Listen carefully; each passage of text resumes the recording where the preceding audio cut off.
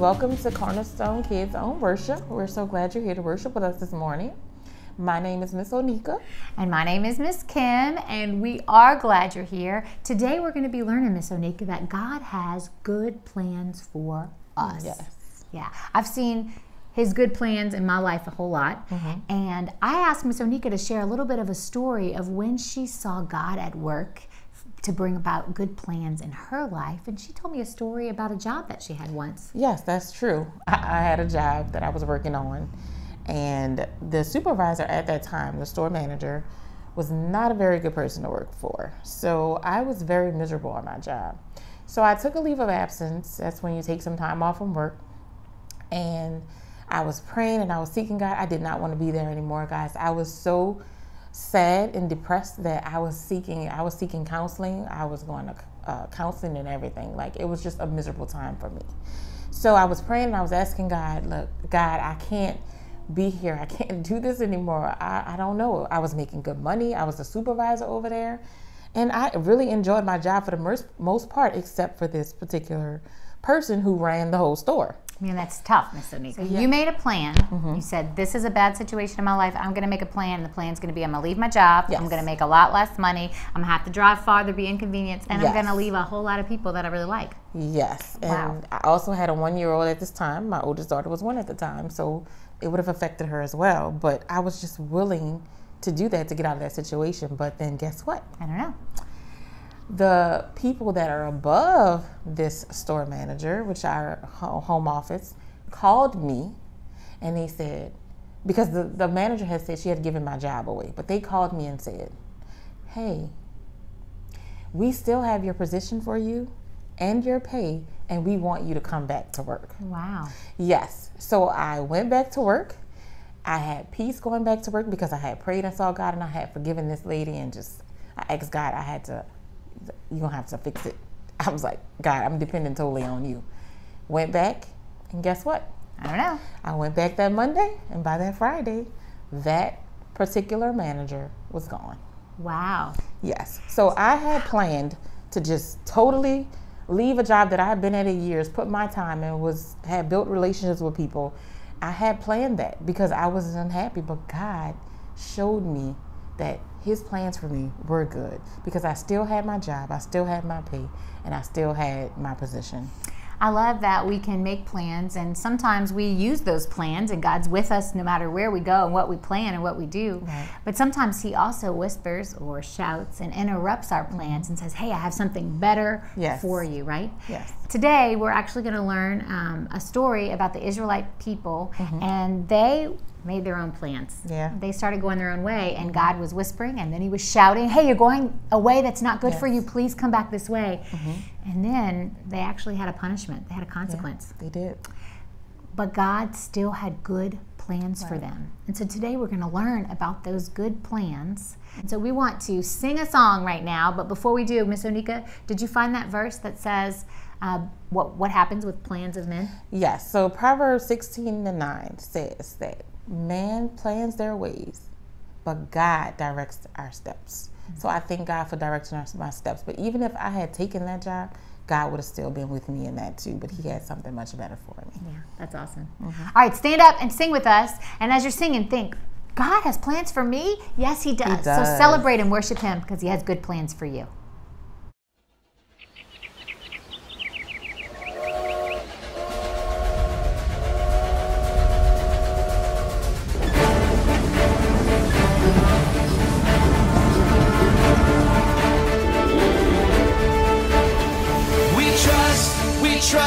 We trust in you, Jesus. You're all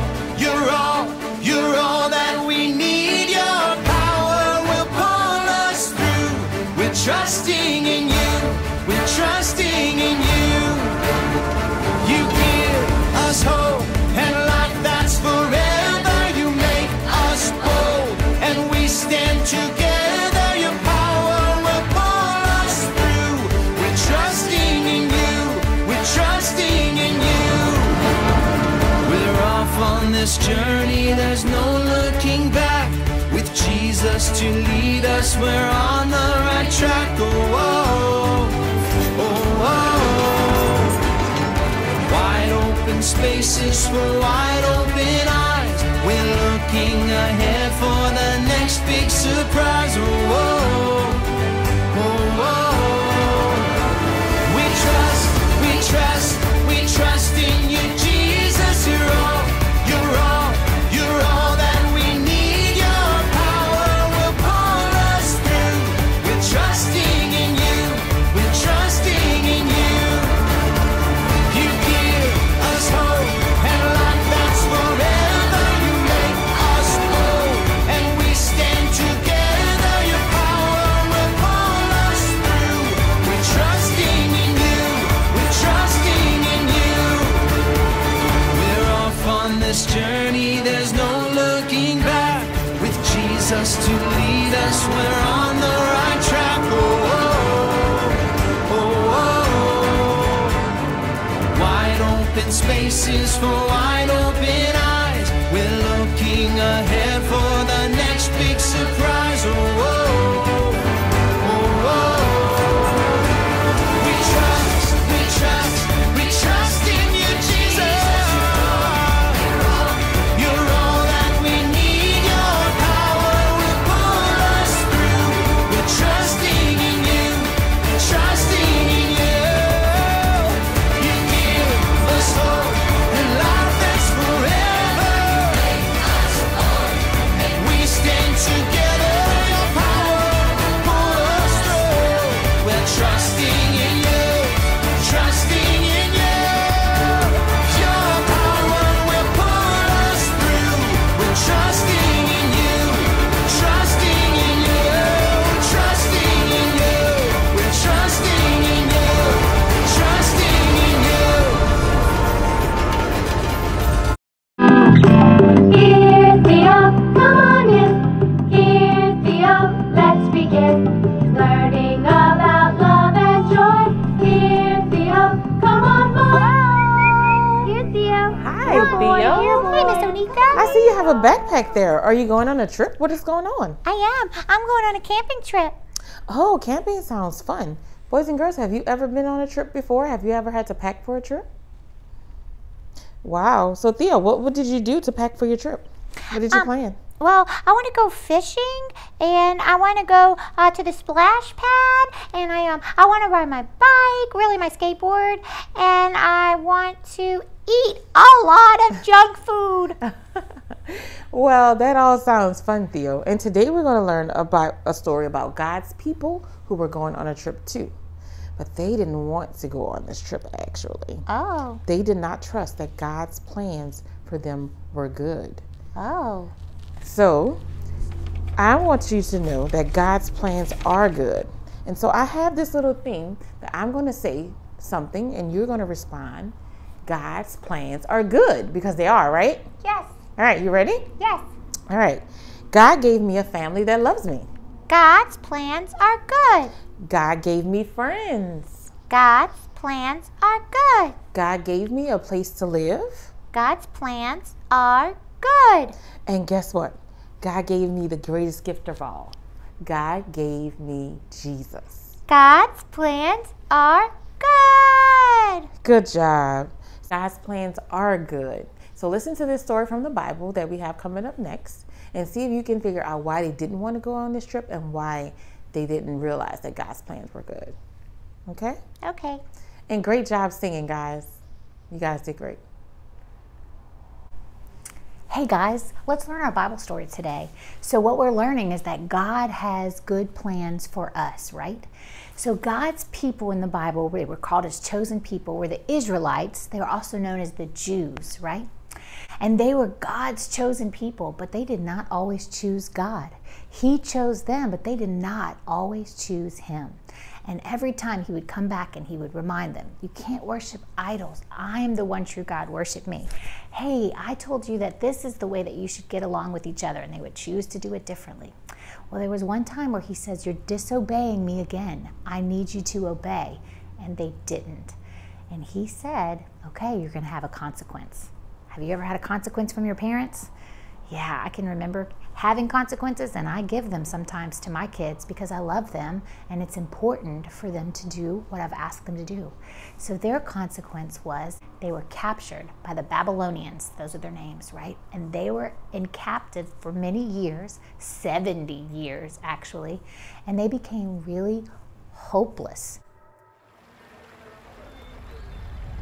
In the year 587 BC, the city of Jerusalem was attacked by the Babylonian Empire. And a year later, the city and the temple were plundered and burned. Thousands of Israelites were taken from their homes and relocated all over ancient Babylon. They became exiles. And so now they're a minority, surrounded by a new culture with new gods.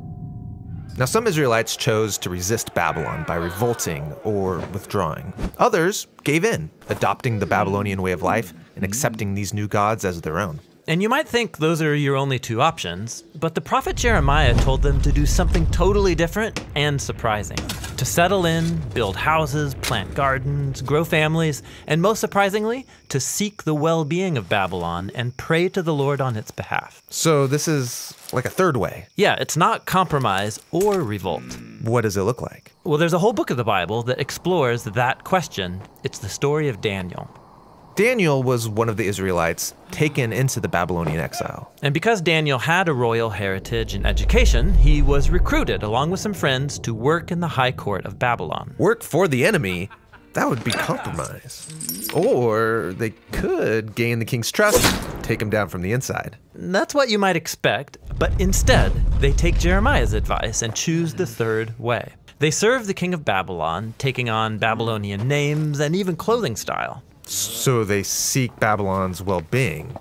But in doing so, aren't they just giving up their heritage? It could seem that way, but actually they aren't. As you read on, the story focuses on moments where they draw the line, and they choose faithfulness to their God and resist the influence of Babylon. So for example? Well, like when they're commanded to bow down to the idol of Babylon and give allegiance to the king as if he's a god. They won't go that far. Right, this is where you see their true loyalty. It requires them to critique Babylon's idolatry of power, its arrogance, its injustice, but they do it non-violently by laying down their lives. And so God vindicates Daniel and his friends for their faithfulness. So they would serve Babylon, seek its well-being, but their loyalty was always to God. Yeah, this is what Jeremiah was envisioning. The way of the exile is a combination of loyalty and also subversion. So they're still exiles, but don't Daniel and his friends long to go home? Yes.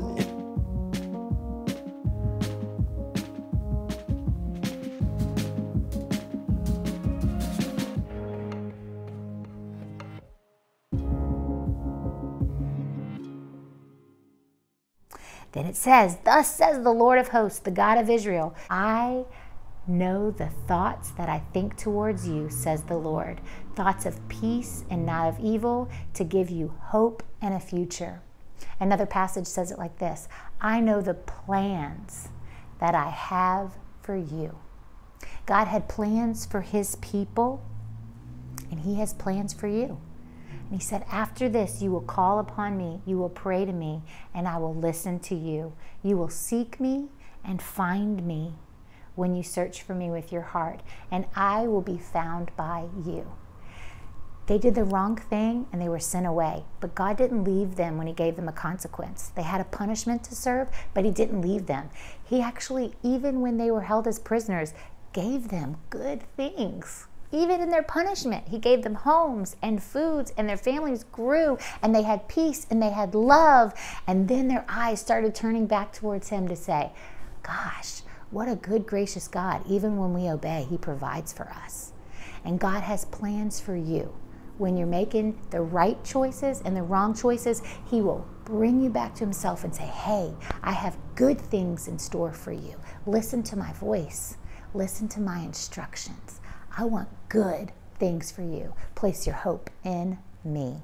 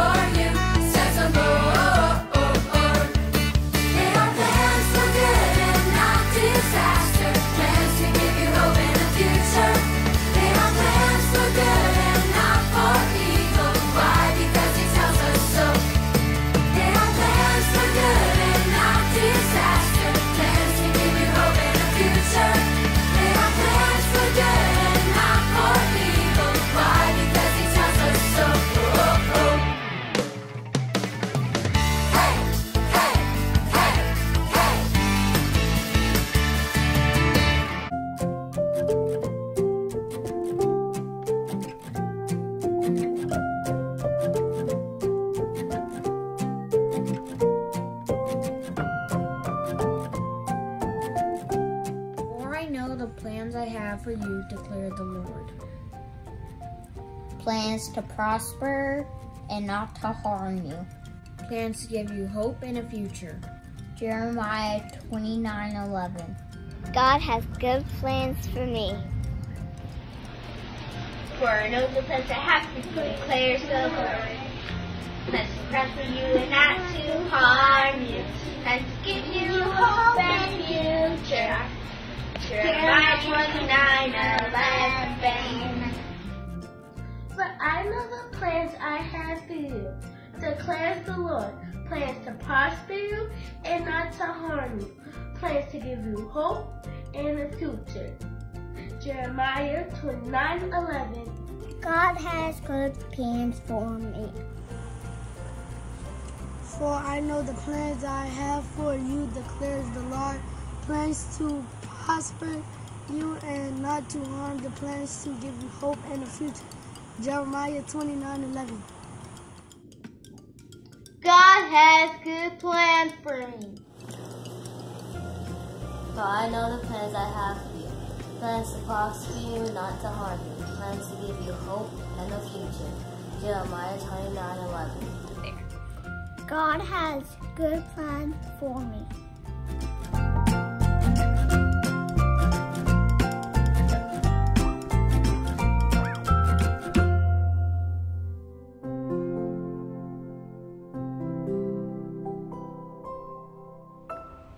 When I Pray for You by Matthew Paul Turner, illustrated by Kimberly Barnes.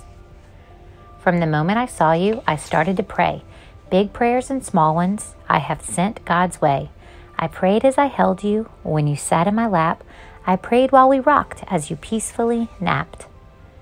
As you took your first steps, and when you started to run, as I pushed you on swing sets, or we skipped in the sun. I prayed you felt safe, full of joy and content, that when I whispered, I love you, you knew what I meant. When you said your first words, repeating what you'd heard, when you mooed like a cow or tweeted like a bird, when you giggled out loud or made yourself proud, to God I said thank you, and to you I said, wow. As I watched you pretend, all alone or with friends, I prayed over you again and again. 'Cause when I pray for you, God knows this is true.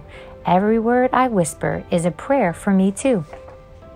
At the moment I hear you jump out of bed, I start praying that God puts good thoughts in your head. I pray when you're smiling and when you feel sad. I pray when you're sick, embarrassed, or mad. When you're kicking a ball or twirling in place. When I know what you're thinking by the look on your face. I pray you grow strong, have passion and fight, and stand up for what's good with all of your might. I pray heaven protects you, that you're generous and kind, that your brave little spirit never ceases to shine, that you believe in yourself and follow what's true, that your confidence grows just as fast as you do. As I drive you to school, while you splash in a pool, as you challenge a friend to a lightsaber duel, when you open your eyes to a birthday surprise, when the joy on your face cannot be disguised. I pray you love well, that the light in you swells, that the story God writes is the one that you tell. 'Cause when I pray for you, I imagine God's view and pray all that God sees comes alive inside you. When suddenly it seems you've gotten so tall, when you've grown up so much that my lap's way too small, when you're glued to a screen or your bedroom's unclean, when you're no longer a child but not yet a teen. I'll pray when you're hyper, obnoxious, or chill. I'll pray when you're chatty and cannot sit still. When you're running relays or performing school plays, or you're somewhere in the middle of a garage band phase. When you know all the answers or just think that you do. When you find out the hard way, you know less than you knew. I pray you choose hope should you ever face fear, and seek wisdom and patience when the pathway's unclear.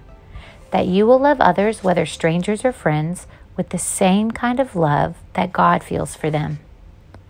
When you break from your shell to stand up for yourself and realize you didn't ask me for help, I'll pray and I'll cheer, I'll probably shed a tear, and I hope that you know if you need me, I'm here.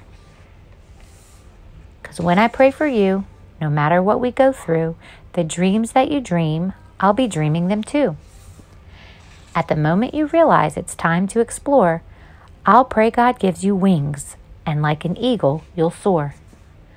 I'll pray where you go, that wherever you land, you'll find purpose and meaning and a role in God's plan.